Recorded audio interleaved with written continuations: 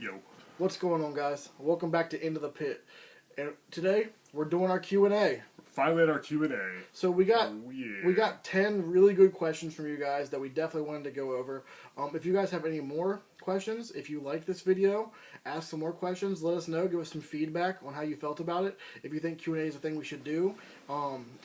Again, if you guys liked it, absolutely, we'll do it again. We had a lot of fun looking over these questions, and we definitely want to get into answer them. So let's just get right into it. I will read the person who asked the question and the questions they asked. Yeah, and we could, as he said, we can always do like a part 2 in the future. We can do as many Q&A videos as there is, and I get questions on my solo videos a lot, and I usually just answer them in the comments. But if you guys wanted to ask more questions on this show, let me know. Because we're just going to answer questions that were geared specifically for the both of us for Into the Pit. So all those other questions I get, I've already answered in the comments. So ask any more questions you want. Again, because we can always do more of these videos and make a long series out of it. So let's get started. Absolutely. So the first person we had, Daniel K, asked 2 questions. First, he asked what my personal favorite movies were. He asked what are Dr. Gutts' favorite movies. So I'm a huge fan of horror. Obviously, I mean, we're friends. We talk about it all the time. I don't like horror that much. No, he hates I prefer romantic comedies, Spice World, stuff like Princess that. Diaries and all that. Oh, yeah. Oh, gosh, yeah. But no, anyways, I love old horror. I really do. My favorite horror movies would be the original Halloween and the original Nightmare on Elm Street. Hell yeah. I love both those movies as well as Return of the Living Dead. Those are some of my favorites when it comes to horror. Outside of horror, I really like Back to the Future, specifically the original one. The other ones are cool as well, but I really love the first Back to the Future. Yeah, the original's by far the best. Yeah, absolutely. I love Star Wars, Lord of the Rings, The Hobbit, all of those. It's stuff like that. I'm really into like fantasy and sci-fi as well as horror. And occasional comedy here and there, just depending on what it is. There's a lot of old comedies. Like Chris Farley is amazing. I love Chris Farley. I was just watching him on YouTube yesterday. Like van down by the river. Anything Chris Farley touched. He's like, hey man, I can't see too good. This is a blind date. A blind date. I loved Chris Farley. So pretty much everything he touched was gold. Rest in peace. Absolutely. So again, horror, sci-fi, fantasy. Some comedies here and there. I like documentaries a lot. I'm a huge fan of documentaries. Metalhead Bangers Journey's one of my favorites. Absolutely. There's so much good stuff to watch out there. But yeah, those are some of my favorite movies. And you guys already know mine. I've made a top 10 list. I'll talk about it ad nauseum. But just to recap real quick. That's half your channel. Yeah, pretty much. just a brief summarize. Classics like, of course, the big 4, Halloween, Texas Chainsaw Massacre, Nightmare on Elm Street, Friday the 13th, of course, obviously. But it's also the Holy Trinity, which I consider Return of the Living Dead, Fright Night, and Reanimated. Those are like the most fun 80s horror movies I've ever seen. Also, House, Night of the Demons. I love Fright Night, too. Oh, God, it's amazing. Dawn of the Dead, Somebody Good as Exorcist, Rosemary's Baby, The Omen, so many great movies. Rosemary's Baby's awesome. Oh, yeah. A lot of people don't really talk about that because it's so old. Very well done. Yeah, it was so well done. It's a classic. And yeah, Halloween and Texas Chainsaw Massacre, the originals, I think you can't compete with that. Yeah, those are masterpieces. Choices are so good. And as for non-horror, I agree with him. Like you said, Star Wars, of course, a huge Star Wars fan here. Lord of the Rings, Back to the Future, Indiana Jones, Rocky, Rambo, Mad Max, The Terminator. My second favorite genre would definitely be sci-fi, fantasy, kind of combined, because you can combine the two, like sci-fi and fantasy are kind of tied for number 2 next to horror. Obviously, I'm a big sci-fi buff as well. I love old 50s low-budget sci-fi movies. But anyway, on to the next question. So he also asked what our least favorite Cannibal Corpse albums are. Evisceration Plague. Evisceration Plague. Let's go with that. Yeah. Kill Part 2. Yeah, Kill Part 2, but even worse. Yeah, we talked about this in our least favorite albums by great bands plus discussion. We had our Cannibal Corpse video. Yeah, plus we had a Cannibal Corpse video. But yeah, Evisceration Plague, not too big a fan. A lot of the albums with Corpse Grinder, I know you'll disagree with me, are very fillery. I'm not a big fan of a lot of Corpse Grinder stuff. Some of it's very good, some of it's very good. A lot of it I don't care for too much. Evisceration Plague's the worst, though. I love Gore Obsessed and Wretched Spawn and even Torture. I like Wretched Spawn and Torture a lot. Bloodthirst, Gallery Suicide. I thought The Vial, which is weird because that's our first album with George Fisher, Corpse Grinder. I thought that one was like kind of one of the weaker ones. It's not one of the worst ones, but it's not as good as some of their earlier work, and it's certainly not as good as some of their I don't later really work. like it that much, to be honest. I feel like Corpse Grinder almost got better and better with each album, Yeah. more or less. Skeletal Domain's really good. Yeah, it was great.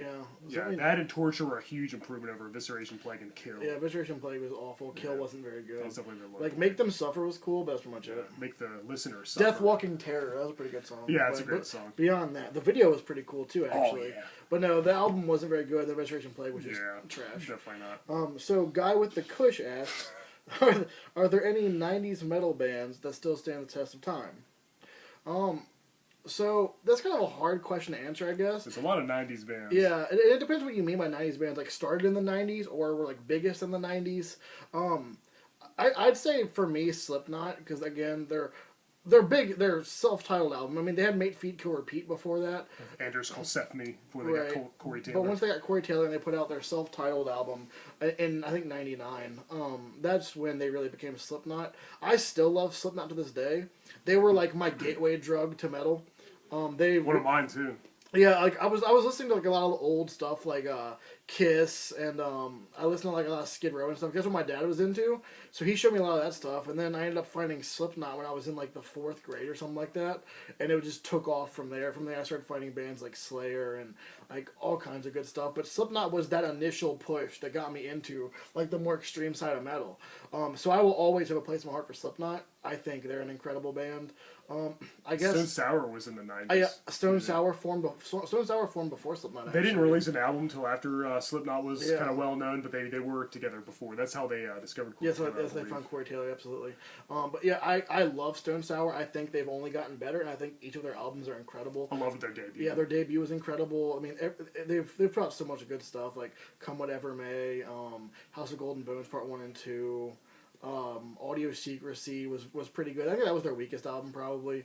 And then their newest album, Hydrograd's really good, too. So I like Stone Sour a lot. I guess they're not really metal. They're more on the rock side. He asked for metal. But, I mean, when it comes to, like, metal in the 90s, it was, like, a lot of bands from the 80s. I guess you could count, like, the Gothenburg stuff, like At the Gates and, like, My Dying Did he say Bride. 90s metal? Yeah, 90s metal bands specifically. Okay, well, the thing about the 90s was, I feel like I loved the 90s. I absolutely adored the 90s, but I feel like my two favorite things, horror and heavy metal, were kind of... teetering on the brink. Yeah, kind of non-existent in the 90s. I mean, for horror we had, like, Scream and the Child's Play sequels and a few others. But, like, as for like, metal, like, all my favorite bands from the 80s kind of lost themselves a lot in the 90s. They seem to have made a comeback in the zeros or the teens, weirdly enough, but, like, I mean, we did Anthrax, it became, like, a Pantera clone with their groove metal. A lot of the thrash metal bands especially. Thrash was pretty much dead in the 90s. Yeah, thrash was really weird. And they kind of made a revival in more recent times. But as for the 90s, like, back in the 90s, I wasn't really listening to metal yet. Like, I started out with classic rock. Rolling Stones, Jethro Tull, The Doors, Blue Oyster Cult, Deep Purple, Led Zeppelin, Rush, stuff like that. And, then I started getting, like, the grunge bands, alternative, Soundgarden, Stone Temple Pilots, Pearl Jam, Alice in Chains, even Nirvana, and Smashing Pumpkins. And then, like, as far as metal in the 90s, like, I guess we only had... there's a lot of death metal bands, though. Death metal kind of had its heyday in the 90s, I believe. Early 90s. The early 90s was super good for death metal, and the mid-90s was really good for melodic death metal, especially the Gothenburg bands, obviously. Morbid Angel, Cannibal Corpse, Death released some of their best work in the 90s. Absolutely. So. And then, of course, Pantera. I mean, Pantera was a 90s band. Pantera, they started in the 80s, but they're a 90s band. Yeah, they were different in the 80s. Yeah. They were, like, almost a different band. They're glam metal. And they were, like, they were essentially metal's saving grace. Like, that's pretty much renowned, because it was... The world was pretty much ran by grunge, and then you had... You had Pantera coming in with being heavy and aggressive and just having a killer sound, and they kind of really helped metal a lot. Yeah, thrash metal kind of killed glam metal, and then grunge kind of destroyed thrash metal. But then they all made a comeback. Yeah, absolutely. Grunge isn't really a genre anymore, but I loved it back in the 90s. Those I listened to the 90s, and then like he said, I started getting into bands like. Sadly enough, like Limp Bizkit, and then I got into like Linkin Park. Transition. I got Linkin Park. Rest in peace, Chester Bennington. I saw them in concert. One of the earliest concerts I went to was Linkin Park, and Lynyrd Skynyrd. Lynyrd Skynyrd is my first concert. It's another classic rock band. Linkin Park's first two albums are still good. Oh yeah, they're so Hybrid good. Theory and Meteor are good. And then Linkin Park and the bands like Slipknot, Korn, System of a Down, Disturbed, Mushroom Head, Mudvayne, Hatebreed. even Avenged Sevenfold. That's like gateway metal. Yeah, now I started listening to stuff like that. And that was the only time in my life when I listened to modern music. Then I started going back to like the 80s. Then I got into like thrash metal, Slayer, Megadeth, stuff like that. Then I got into death metal, and just got heavier and heavier. Then black metal, and that's how it all started, in a nutshell. So that's how I felt about like the 90s metal scene. It was kind of non-existent, but again, death metal was pretty big, and black metal too. Yeah. But I don't think anybody knew. We got a lot of good questions from Jake G, so I'd like to thank you a lot. These are some really good questions. His first one was, why do you think so many metalheads love horror films, and do they naturally go hand in hand? Well, I think I can answer that. Well, you'd think so. You'd really think so. I always thought so. Like, before, like, the internet and stuff, like, got really big, I always thought, okay, my two favorite things have always been horror and metal. And before that, like, as I said, I like classic rock, then I liked grunge alternative, but as soon as I got into metal, I knew that was the right music for me. I was never as passionate about any genre of music until metal came along into my life. And I don't know, I always kind of felt like horror and metal went together. This was like death metal. I feel like they did. Yeah, I mean, do, really. Death metal, like Cannibal Corpse and Obituary and Autopsy, stuff like that, early Entombed. It's kind of like, it almost feels like horror in audio format. It feels like it could be a soundtrack to a horror movie. However, I've noticed that a lot of my friends, especially on YouTube, either like they found my channel through their love of horror movies or separately their love of heavy metal. So not every horror fan is a metalhead. I feel like I know a lot of people that like horror. Pretty much the average moviegoer says, oh yeah, I enjoy a good scary movie now and again, but I don't know a whole lot of people who are really into metal, like true metal, like they can listen to like Asking Alexandria or, Bullet for My Valentine or stuff like that. But I feel like they're not, they might listen to it and say, oh yeah, I like Metallica, I like some of their songs and stuff. I like Inner Sandman. Yeah, you're sad but true. Nothing else matters.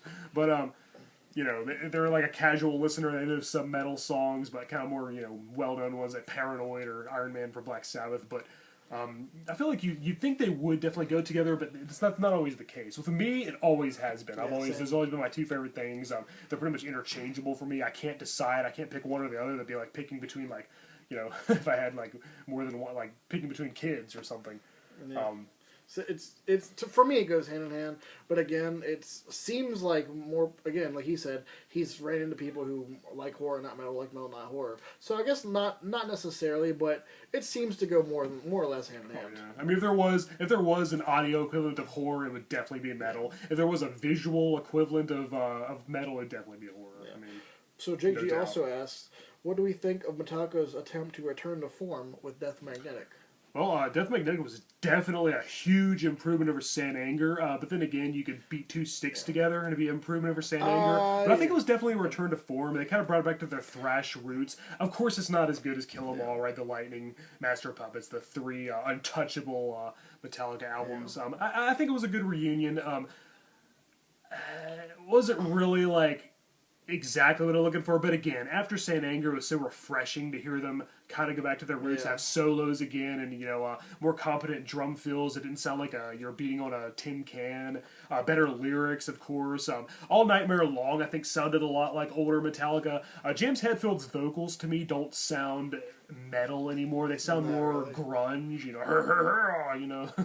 exaggerating the vowels and stuff. So I don't know, it'll never be the same for me, but I think it was definitely an improvement. I think it was definitely a very welcome addition to their discography.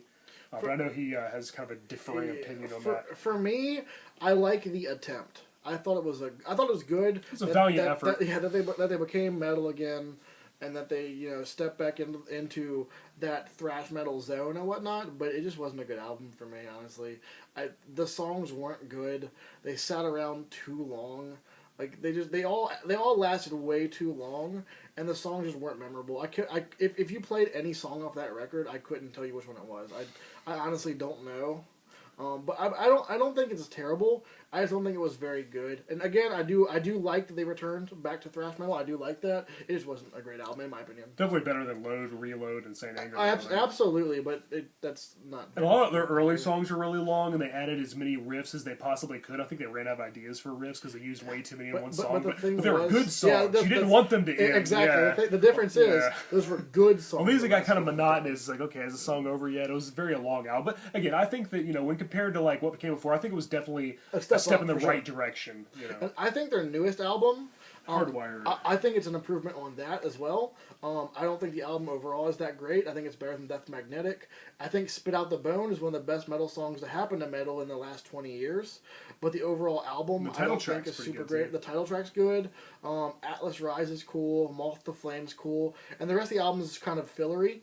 But Spit Out the Bone is so good. I love that track. Definitely got rid of the love that track. Got rid of the bad taste in our mouths. Like Yeah. Lulu. Yeah, it's that doesn't exist. Yeah, no. That didn't happen. Spit Out the Bone was super good. The rest of the album was alright. It's pretty good. He also asks, how long have each of you been playing guitar, and who was the guitarist or band that inspired you to pick up the instrument? Well, for me, I thought that, like, when I first got into metal, I was, like, maybe 13, 14. Like, I was really getting into, like, Metallica, like, their older stuff especially.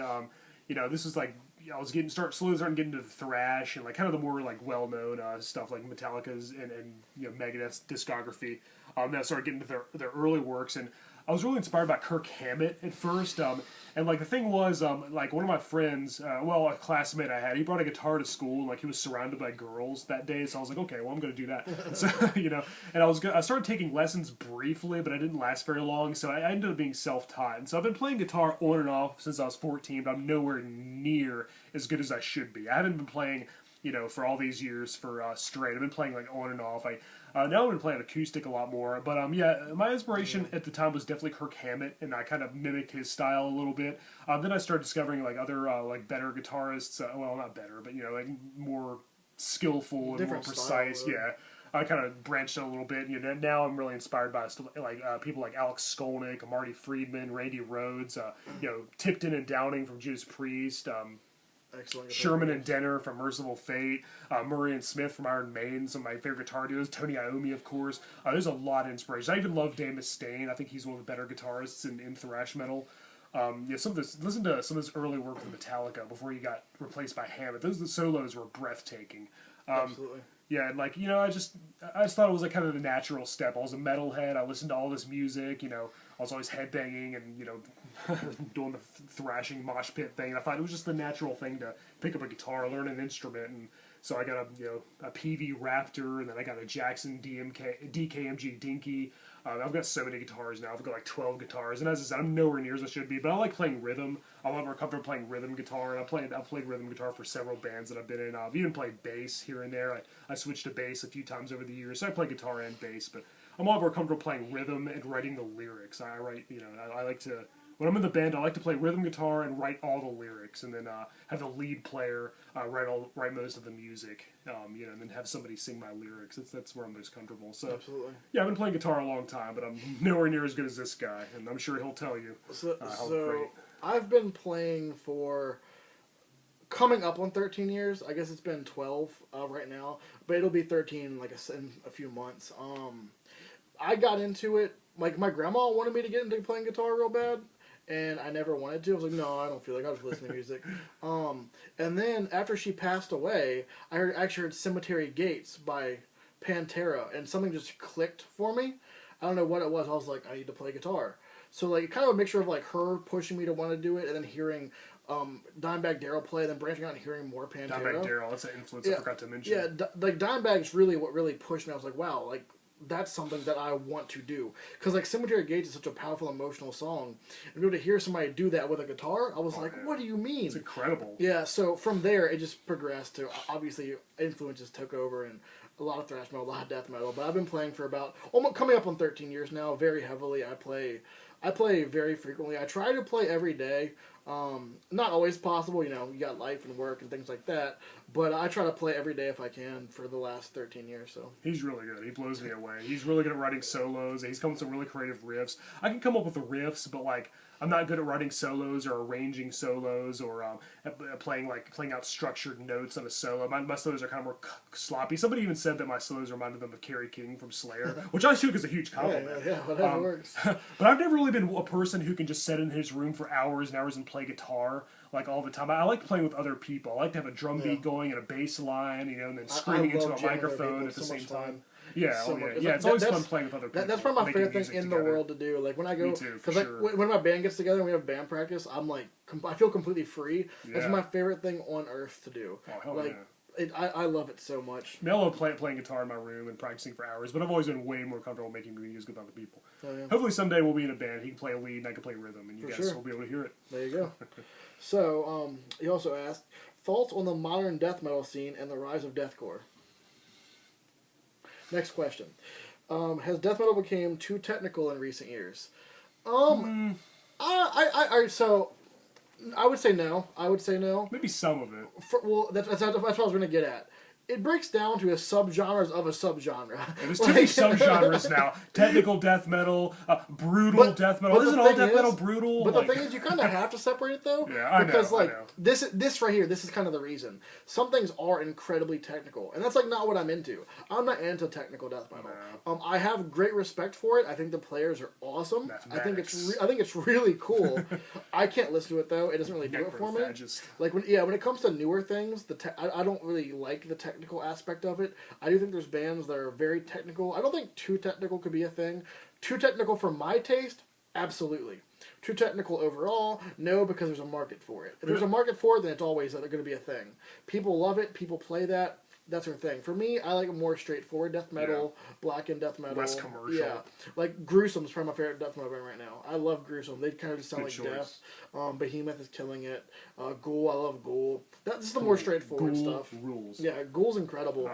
I've seen them live. They put on a killer show. They covered me in blood, so that was fun. But no, I prefer the more straightforward, in-your-face approach to death metal. But same here. Again, technical, no, there's not too technical. Again, it's too technical for my tastes. Too technical for how you like things. I know that. So we just kind of teeter on the more straightforward things. I mean, a lot of them are definitely talented, and I can admire what they do. They play with more like technical precision, and like actually. They really structure their playing and stuff, and really write it out note for note. And I mean, it's good playing. It just I don't know. I feel like death metal needs to be a little more raw and like a little more. It kind of loses its soul. Unglued. Yeah, exactly. When it gets too technical, it loses. It's like processed. It's too manufactured sounding for me, and overly produced. Again, if you're into it, cool. Yeah. I'm not. It's just our opinion. It doesn't do it for me. I like something to like feel like I got punched in the gut. Like I want it coming right at me, full speed ahead. That's what I want in my death metal. Right. So he also asks, raw black metal versus atmospheric or ambient black metal. That's a tough one because can I say both? Yeah, I like them both in different ways. Like more like early Dark Throne, early Immortals, more like more raw and like more. Like the production wasn't, polished at all. It was like it just sounded like a bad demo recording. But I feel like that was part of its charm. It really fit that sound they were going for, like the buzzsaw guitar. But then more like ambient, more atmospheric, more melodic stuff like Dissection and even Emperor. Like I like just as well, like in the same way. Like I think that like a lot of people were like, oh, black metal's too symphonic for me. I won't listen to it. It didn't come from Norway. I don't want anything to do with it. Who cares? Yeah, I mean. For me, I love raw black metal. I love necro black metal. I love stuff like that. It's fantastic. I love ambient black metal as well. Usually I'm the one who gets tongue-tied. Recently, I've been on a huge Wolves in the Throne Room kick. I've been listening to Wolves in the Throne Room like crazy, and they're an atmospheric black metal band. And that's been really doing it for me. It's such a creepy, like, you're going through the forest at night, there's, like, chimes and stuff. It's haunting. Very haunting. And that's been doing it for me recently, but I love raw black metal as well. Yeah, they're both great. They're beautifully ethereal, melodic, amazingly written and composed black metal, like I said, from anything John Notvite did. And then we have like more raw, more kind of brutal sounding, more unhinged, buzzsaw guitar. You have bands that are both too, like Drowning the Light. For instance, Drowning the Light is incredibly raw, but they're one of the most like atmospheric bands I've ever heard in my entire life.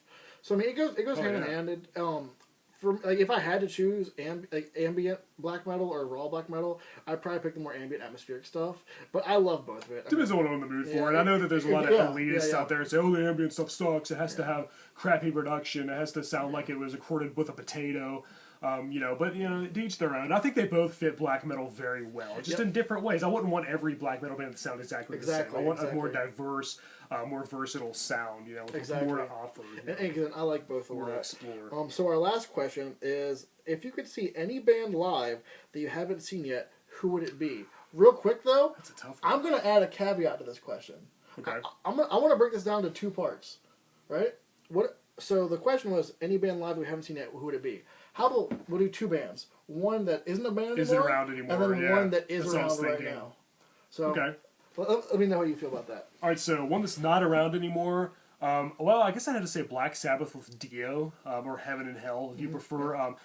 I had a choice between seeing Black Sabbath with Dio and Judas Priest, and I couldn't decide. And what happened was I didn't go to either one of them, stupidly. And yeah, so Ron James Dio sadly passed away in 2010, and I never got a chance to see him. So yeah, either Black Sabbath with Dio or just the Dio band or anything with Ron James Dio, because he was my idol. He's my second favorite singer next to Rob Halford. He's amazing. He was one of my greatest heroes. He's an incredible I loved person. I loved his personality. He was a great artist. He was just extremely talented. The man was just a legend, and I would have loved to have seen him live. Now, unfortunately, I never can. It's very unfortunate. I hear they're doing some weird thing where like they're gonna have a hologram of Dio. I mean, I guess I'd go see it just to say it's like the next best thing. But I don't know. I have kind of mixed feelings about that. But anyway, that's for another video. So yeah, probably either Dio or Black Sabbath Dio or or anything with Dio. Great choice. For me, for a band that's not around, I would go with Death, obviously. So my favorite band of all time. That's a tough one. Like, if I could go back in time and see Death, like when Leprosy just came out, like I could die happy. That'd be incredible. I would completely love to see Death live. I mean, it's obviously not a thing we can do anymore. Chuck passed away, unfortunately. Yeah.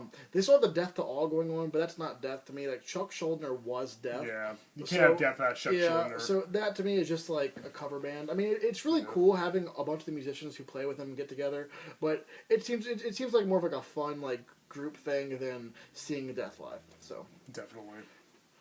For bands that are around right now that I haven't seen yet that I would like to, that's tough. I've seen a lot of bands live.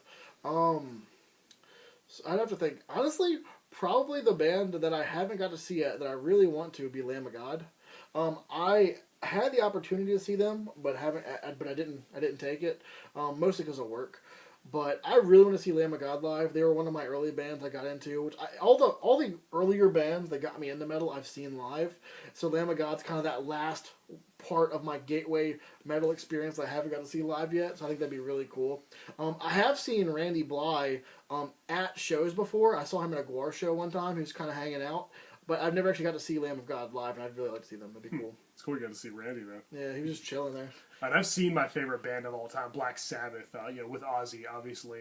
And so I have seen my favorite band, which is good. And I saw my favorite thrash metal band, Slayer, and they put on a hell of a show. So I've seen a lot of my favorite bands. As for a band that I'd love to see that I haven't yet, definitely Merciful Fate or King Diamond. I saw King Diamond. Period. So good. So good. Did you? Yeah. Wow. He was really good. Most impressive. I need to see King Diamond before I die, and my life will be complete. Absolutely. Well, all right, guys. Hopefully you enjoyed the Q&A. If you have any more questions, let us know. If you guys enjoyed this, make sure you leave a like and subscribe. Yeah, feel free to ask them. As many more questions as you want. We'll get to them eventually. We'll do a part 2, another Q&A video. Absolutely.